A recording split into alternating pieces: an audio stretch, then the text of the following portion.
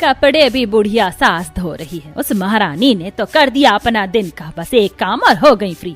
अरे ये भी भला कोई बात हुई कि घर की बहू बस एक काम करे। मेरी बहू की देही में तो जान ही नहीं है। एक तरफ ये शहर की खोखली लड़की तो दूसरी तरफ है मेरी गांव की तगड़ी बहू। उससे कितने ही काम करवा लो, मजाल नहीं कि वो हाय भी निकाल दे। माधुरी ऐसे ही कपड़े धोते हुए अपनी बहू के ऊपर गुस्सा कर रही थी। माधुरी शहर में आकर बसी हुई गांव की औरत थी जिसकी 2 बहुएं थी। एक बहू शहर में रहती थी और दूसरी गांव में ही रहती थी। माधुरी की शहरी बहू कामचोर थी। वो बस दिन में एक ही काम करती और उसी में बुरी तरह से थक जाया करती थी।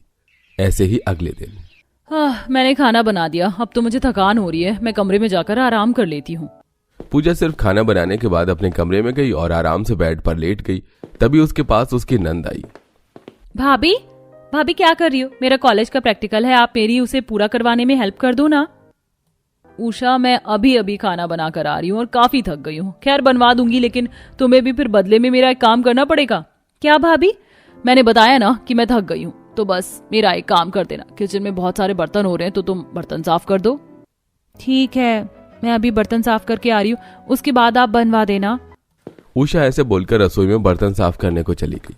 अभी वो खड़ी हुई ढेरों बर्तन धो ही रही थी कि तभी उसके पास उसकी माँ आई। क्या कर रही है बेटा? अभी अभी तो तू कॉलेज से ही आ रही है। माँ, मैं बर्तन साफ कर रही हूँ। भाभी ने बोला मुझे कि बर्तन साफ कर दो तो फिर वो मेरे प्रोजेक्ट में हेल्प करवा देंगी। कितनी शर्तें हैं इस निकम्मी बहू की हर काम में। दिन में अगर खाना भी बना देती तो इसे लगता है कि हम पर बहुत बड़ा एहसान कर दिया।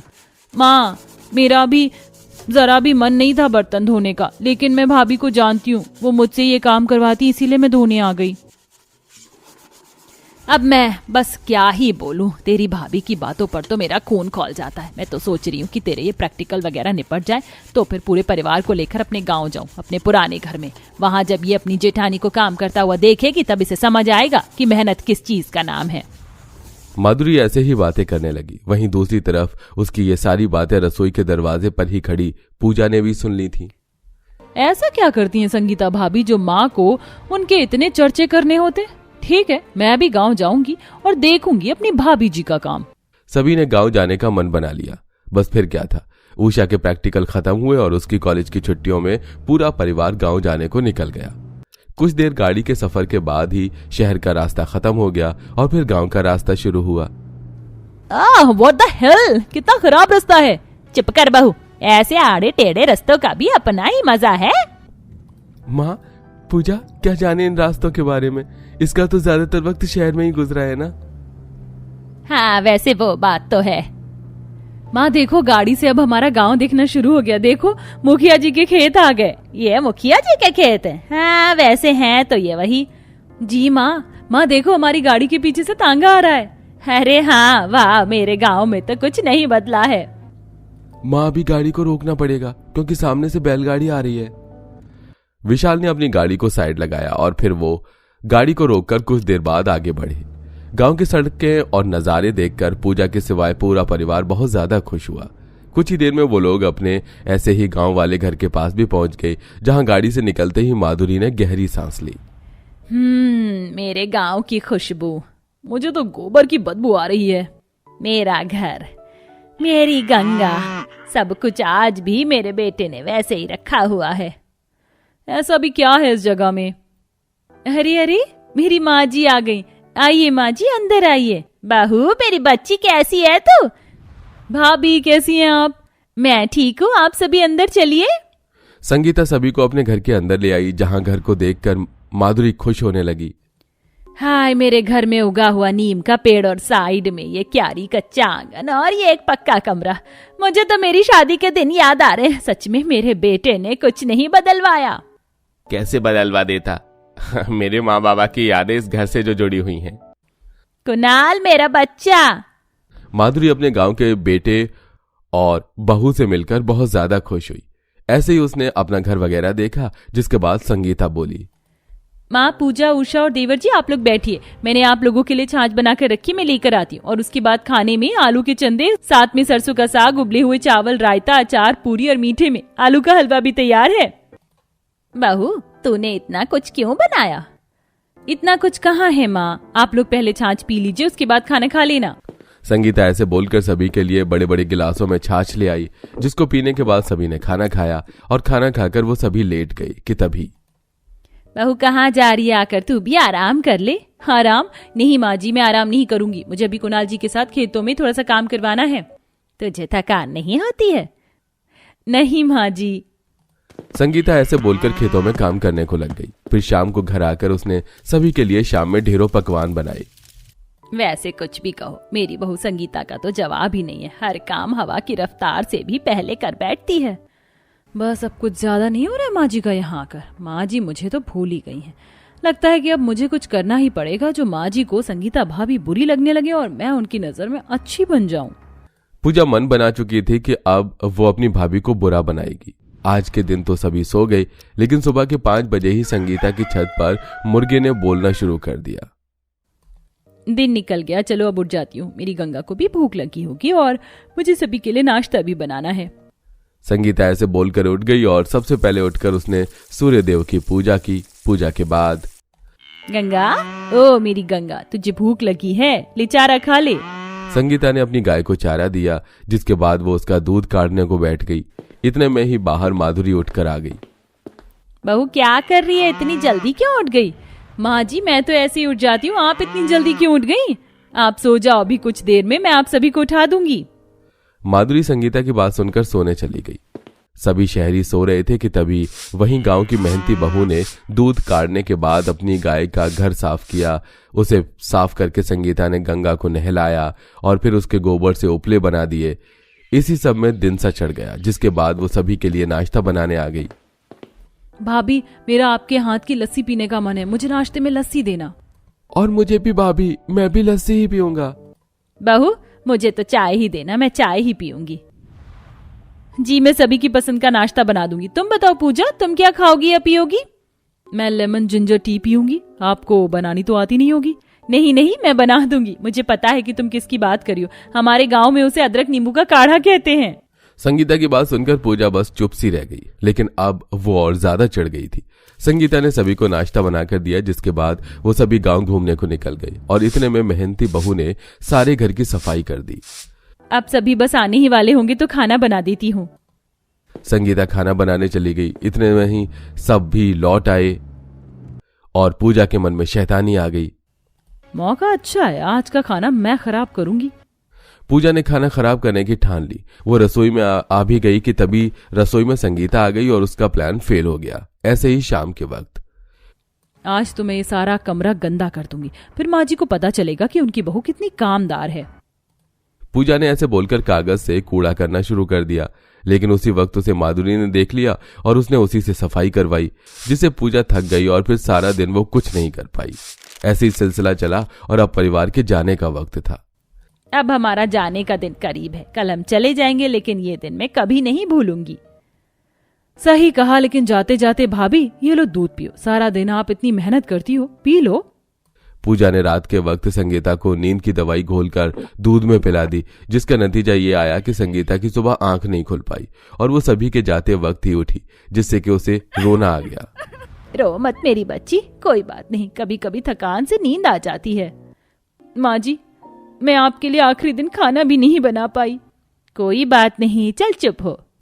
माधुरी ने काफी देर तक संगीता को चुप किया, जिसे देखकर पूजा का भी मन भर आया और उसे अपनी कामचोरी का भी एहसास हुआ। बस फिर क्या था, उसी दिन से पूजा सुधर गई और सभी फिर शहर में भी खुशी खुशी रहने लगे। अरे उठ जा, सुबह हो गई। अगर तू ऐसे ही ससुराल में भी बालकनी पर इतनी लेट तक सोती रही तो तेरे ससुराल वाले क्या सोचेंगे? माँ बालकनी पर सोने में मुझे सुकून मिलता है, अब जिसको जो सोचना है वो सोचे, मैं तो बालकनी पर ही सोऊंगी। हे भगवान, कैसे समझाऊं इस लड़की को? इसकी गंदी आदत की वजह से लोग मुझे ताने देते हैं। मुझे तो डर लगता है ससुराल में इसका क्या होगा। सपना की माँ हमेशा सपना की वजह से परेशान रहती हैं। समय यूं ही बीतता है और बहुत जल्द सपना की शादी हो जाती है और शादी के कुछ ही दिनों बाद अमित, हमारी शादी को 4 दिन हो गए हैं और 4 दिनों से मैं सही से सो नहीं पा रही हूँ, इसलिए आज मुझे मेरा बिस्तर दो, मैं बालकनी पर सोऊंगी। अरे सपना, अगर घर वालों ने देख लिया तो क्या सोचेंगे? लोग क्या सोचेंगे? इसी चक्कर में तो मैं 4 दिनों से कमरे में ही सही से सो नहीं पाई। अब मुझे फर्क नहीं पड़ता, मुझे सोने दो।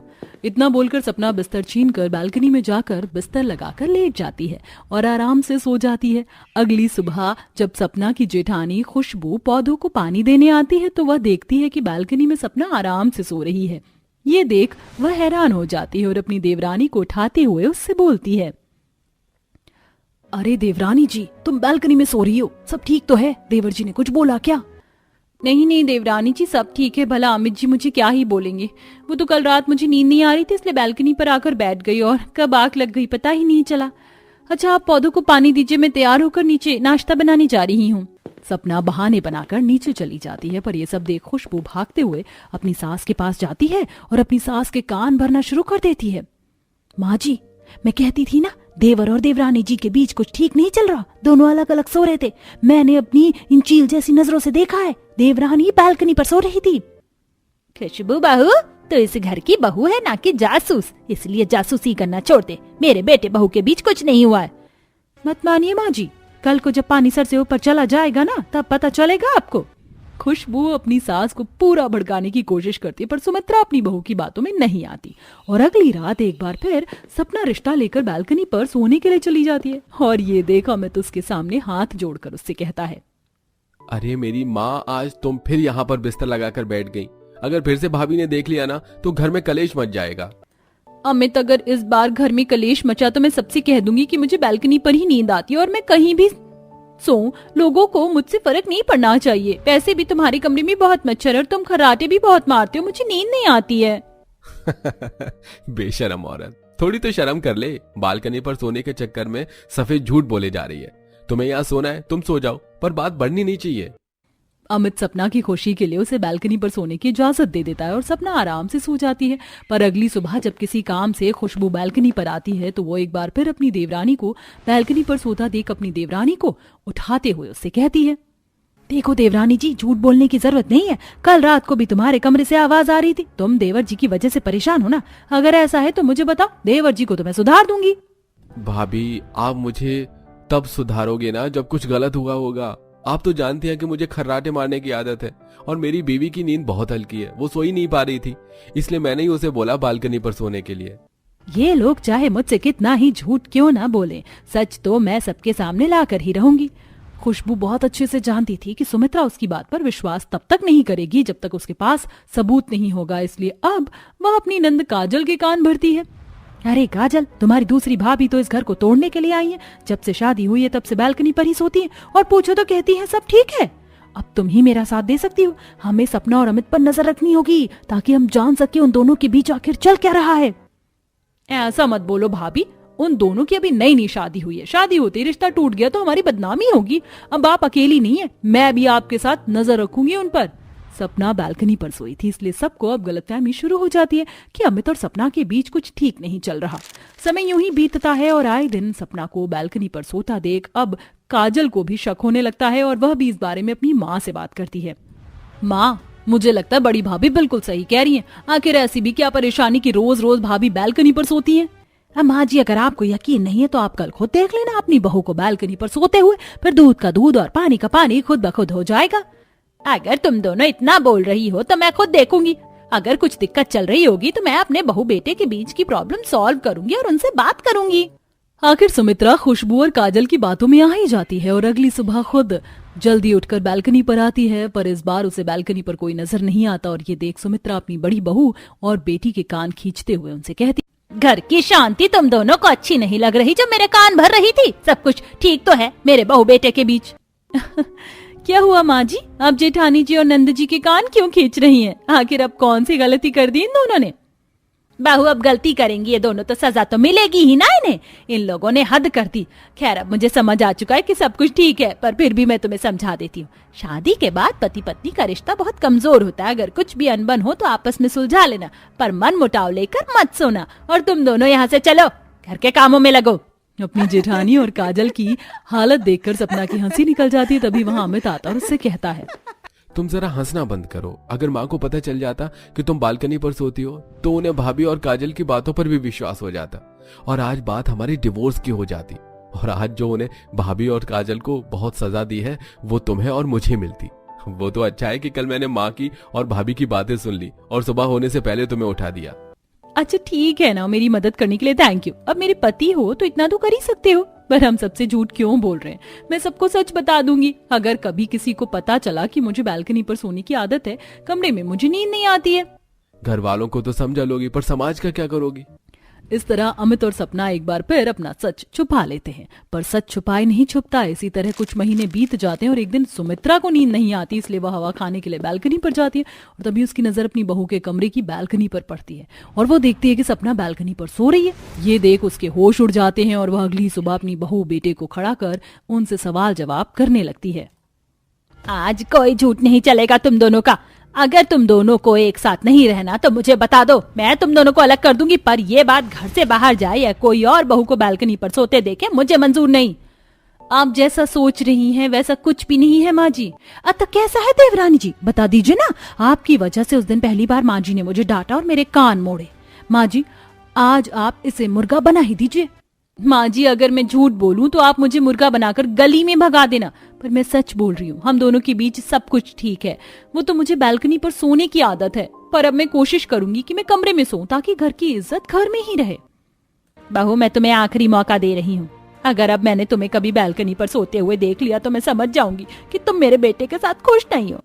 अपनी सास की बात सुनकर सपना को बहुत बुरा लगता है और वो अपने कमरे में सोने की आदत बनानी शुरू कर देती है। और अगर कभी कमरे में नींद नहीं आती तो अमित भी उसकी मदद के लिए उसके साथ बालकनी पर सो जाता ताकि किसी को किसी भी तरह